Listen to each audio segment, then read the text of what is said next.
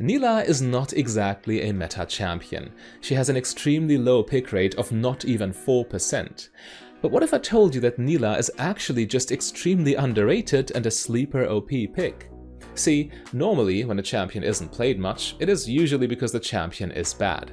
But for Nilah, this is different. The reason for her low pick rate can be explained easily when looking at Riot's design philosophy when it comes to marksmen in general. While most ADCs have a very similar playstyle, they win by staying safe and finding opportunities to auto-attack for free with superior range, Nilah is the odd one out. Many marksman players do not even dare to touch this champion, solely because they would have to learn entirely new concepts, such as shot calling for example, which is not a requirement for other bot lane champions. However, those players who are not intimidated by Nilah's unique playstyle are greatly rewarded. In fact, the match we're about to analyze features 3 Korean pro players on the enemy team, but at every single moment the game is entirely in Nilah's hands. Every single decision she makes directly affects the outcome of the game, which is a big contrast to the usual feeling of helplessness that most ADC mains tend to complain about. In any case, before you can learn how you can carry your team to victory with Nilah, you must of course know about her optimal runes and items. The player we will analyze went for Conqueror, Triumph, Legend Bloodline and Last Stand with Bone Plating and Overgrowth secondary. Unlike most AD carries, Nilah uses her spells very frequently during fights, which makes her a perfect user of Conqueror. Additionally, the rune does not only increase your damage over time, but also grants you some healing, and as you can see from the rune page, defensive stats are important. Again, other AD carries can stay in the backline, stay safe and auto-attack, and Nilah on the other hand has to go in there. She has short range, she must make herself vulnerable and open herself up to attacks. Due to that, Triumph is also a natural choice, because when you are on low HP, this rune is most potent. And Legend Bloodline, again, Nilah mostly spell-based, so Legend Alacrity is not as important, and Bloodline keeps you healthy as well. It is a very similar playstyle to the champion Samira in some regards, and for the same reasons, Nilah also wants Last Stand. As I've said, you're constantly on low HP because you need to get in there with your dashes, and once you take damage, Last Stand of course starts dealing bonus damage for yourself. It is much better than Coup de Grace or than Cut Down, and you should always pick this rune.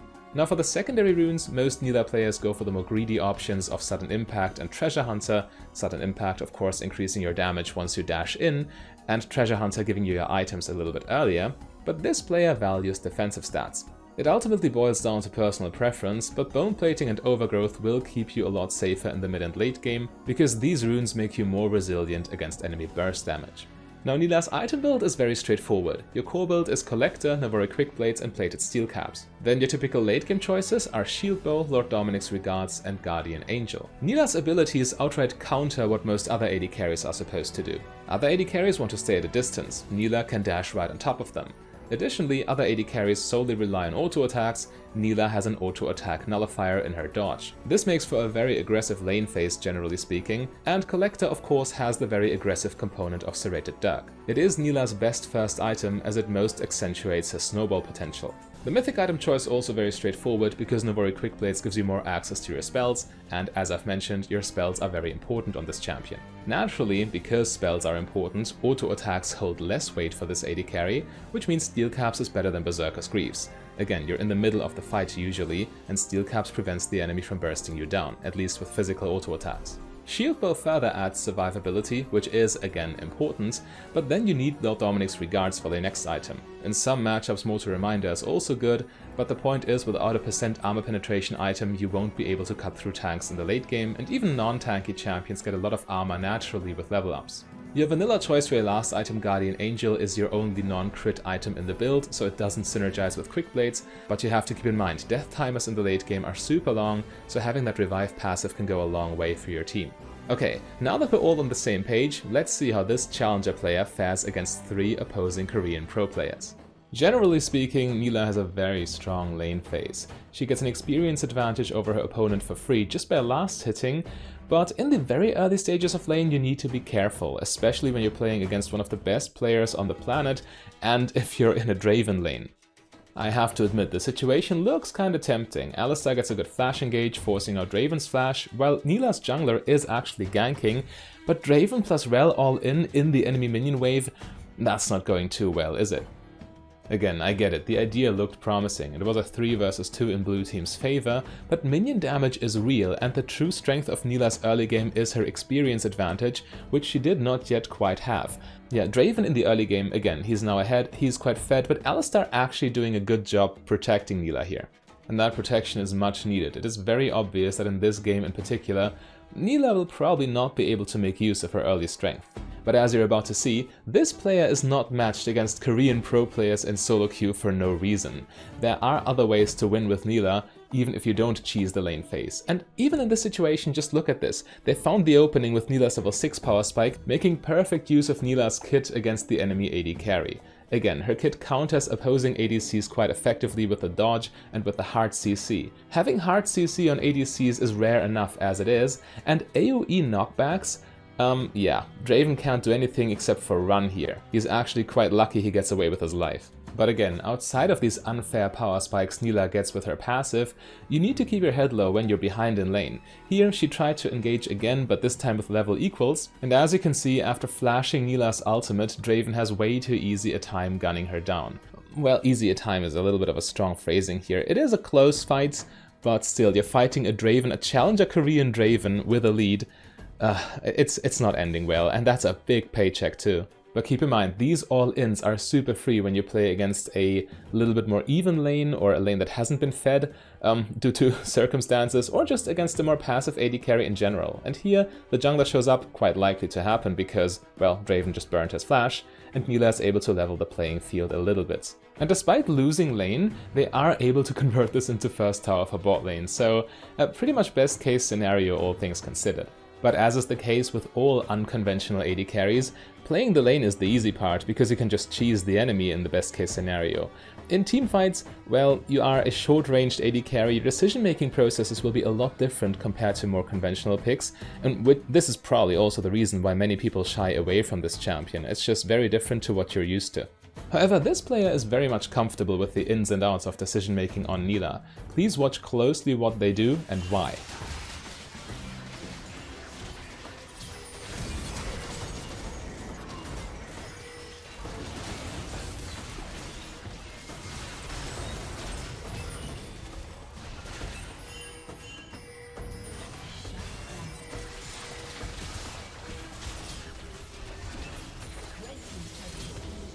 Most AD carry champions, even the more aggressive ones, heavily rely on their team to make plays for them.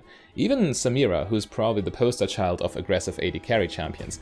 But Nilah, she has the engage tools. She has 2 dashes and an AoE stun, well, a knockback, stun, whatever, hard crowd control, which allows her team to follow up, and this is really the quintessence here. She knows she has 2 allies backing her up, so she goes all in on Draven, who is fed, who is a threat. And by doing this, she creates all this entire situation, got created entirely by Nilah and by no one else. This tower, this mid lane tower, everything that follows, a direct result of Nilah's play here. And as always in League of Legends, a tool that works to engage, to start a team fight, also always works as a disengage tool. Here, blue team is kind of getting caught, but Nilah staying in the backline, not dashing aggressively, but using her ult to keep the enemy in check, then giving her team another opportunity to follow up. Just beautiful play. Just knowing exactly when to call the shots, when to go in, when to play offense, when to play defense. That's really what is at the core of Nilah's gameplay, really. But here's the, well, flip side of the coin. This shot calling aspect of gameplay, we AD carry players are not used to that. It's definitely the reason why Nilah is seeing such little play, and if you make a wrong call, even just once, you can instantly lose a team fight as a consequence, as we can see right here. Nilah thinks she sees an opening. I mean, it's tempting, they're caught in Jarvan's ultimate, and she can ult herself, gets the knock-up on multiple people, but it's always tied to a risk. I mean, there are other AD carries with similar aspects. Ashe, for example, can also shot call with her arrow, but unlike Ashe, Nilah also has a direct risk to her own health. If she does this, if she gets the wrong call, she's dead, and a dead AD carry is always an opportunity for the enemy to make huge progress on the map. It's high risk, high reward in its purest form. However, once you develop a certain game sense, making these calls can be surprisingly easy in some situations. Please have a look and try to figure out why here this was completely free.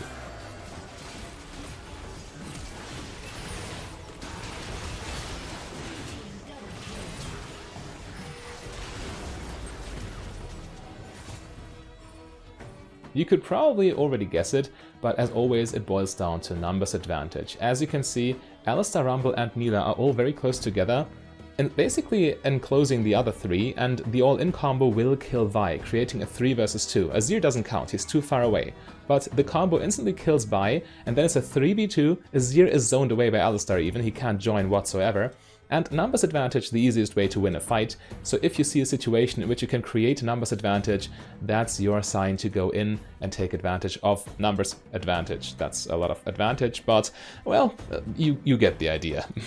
As you can probably imagine though, how difficult or easy it is to find these openings largely depends on your opponent's skill level. In this situation, I mean, tunnel vision's also a factor. In this situation, probably, Nilah thought she saw an engage because she was able to catch 2 people at once in her ultimate in this situation, which is always, of course, good value.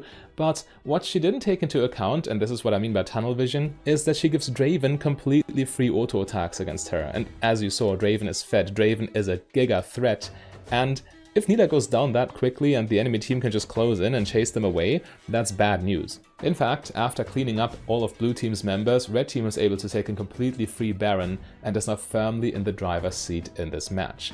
As you can see, as a Nilah player, you live and die by your own decisions.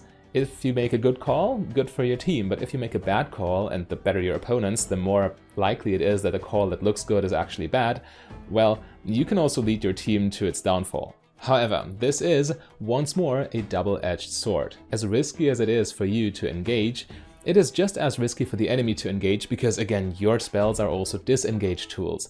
But see for yourself.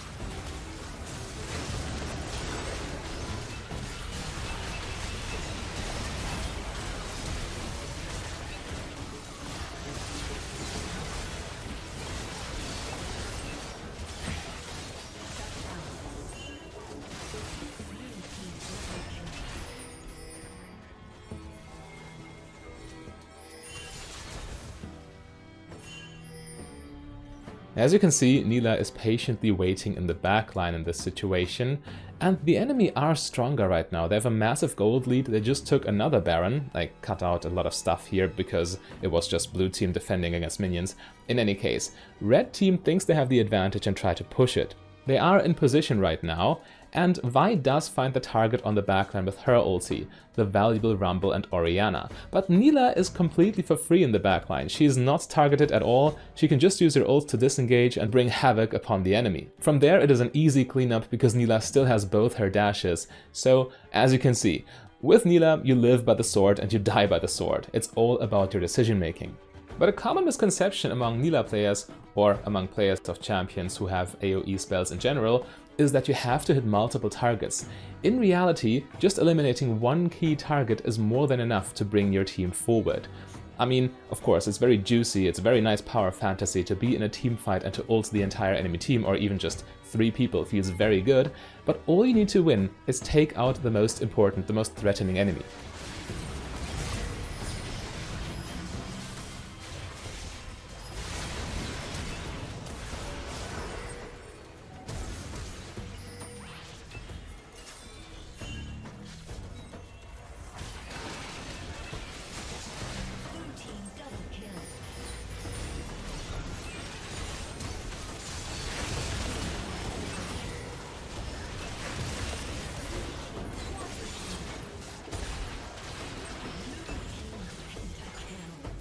As you can see, instead of staying with her team for protection, this Nilah was actively seeking out the 1v1 against Draven, because she knows with her full combo she can win it, and by deleting Draven, the most important damage source of the enemy team is just gone.